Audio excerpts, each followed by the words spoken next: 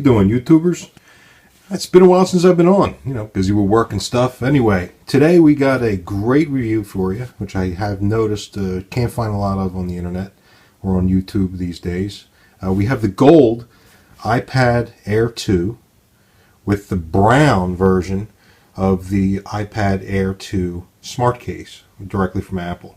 I think this is a great matchup, the gold iPad with the brown iPad smart case. And we're going to review it real quick, and I'm going to let you know what I think about it. Okay, so anyway, a couple things right off the bat. The interior is very, very nice. It's kind of like a felt material. Very easy to hold. It's not too slippery, so when you're holding the iPad, it does a great job of keeping everything in your hand and not on the floor. The exterior is also very nice. It's definitely a different material. It's leather. At least they say it is. And it feels really smooth, really great to the hands. And again, not slippery enough that it's going to fall out, but it's still a great texture on it. And I'm sure a lot of them, depending on which one you get, have different textures because it is leather. You can see there's a bit of grain to it here. See the lines? I'm not sure if that's showing up great on the video, but these textured lines here are actually just part of the leather, the natural leather. It is very thin, just like the iPad Air 2. A little malleable, so it's not too rigid, but just rigid enough. So let's pop the iPad in there, and it's very easy to do. Just kind of slip it in and snap it down on all four corners like that, and you're good to go. That's it. It's right in there. It does have the locking and unlocking magnets on it, so your iPad will turn on and off when that flap closes, which is very nice. Again, it doesn't add a lot of weight or a lot of thickness to it, which is great. The buttons on the outside for the on and off switch, they work.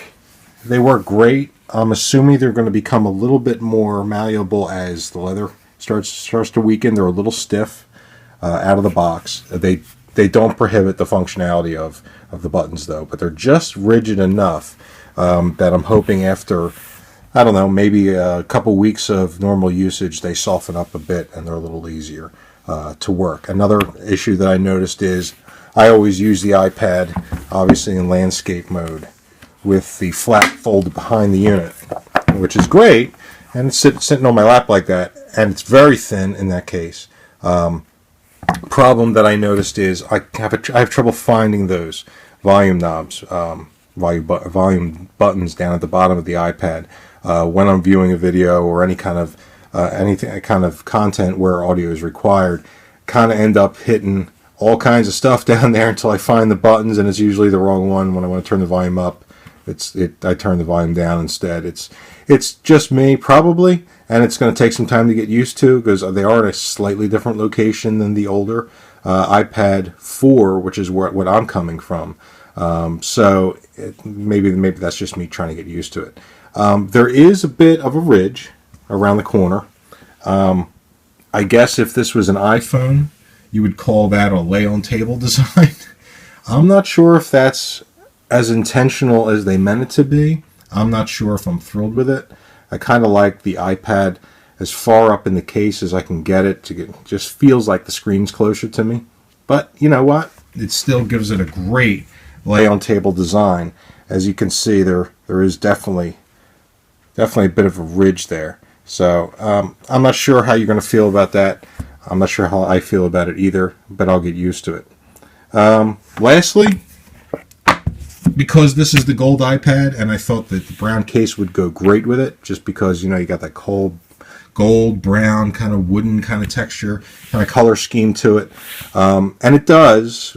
The only exception is that the case is so, I guess, the coverage is so good, 360 degrees of coverage, that you don't really see much of the gold. I mean, you get a little of it on the headphone jack, and you get a little bit more of it, I guess, right there where the lightning port is. But the only other part you really get it on is the fingerprint sensor, a little gold ring. So it does match, but I mean, to be honest with you, I probably could have got away with any color case and not had to worry about the gold showing through much. So anyway, this is the review of the brown leather smart case directly from Apple, along with the iPad Air 2. I think it's a great case. I think you'll really like it. It's very comfortable. Is it worth $79? Well, I guess that's up to you. You can get a lot of other cases for a lot cheaper. I guess the main issue right now, as of this video, is there's really not a lot of the other cases out there that you can get. There are a few. Best Buy, my local Best Buy, carries one or two from Target. I'm sorry, Targus is the manufacturer. I kind of like those. I had a Targus case on my iPad 4 that I had for 2 years, and I really liked it. This is kind of a different direction for me. The leather's nice. The build quality is excellent. It doesn't smell bad. There's no weird smells. I know that's kind of an issue when it comes out of the box. Some of these cases have brutal odors to them. This one does not. It also doesn't really smell like leather out of the box too. It really doesn't have much of a smell at all. So that's probably a good thing for a lot of people. So anyway, this was my quick review of the brown iPad Smart Case for the iPad Air 2. Beta.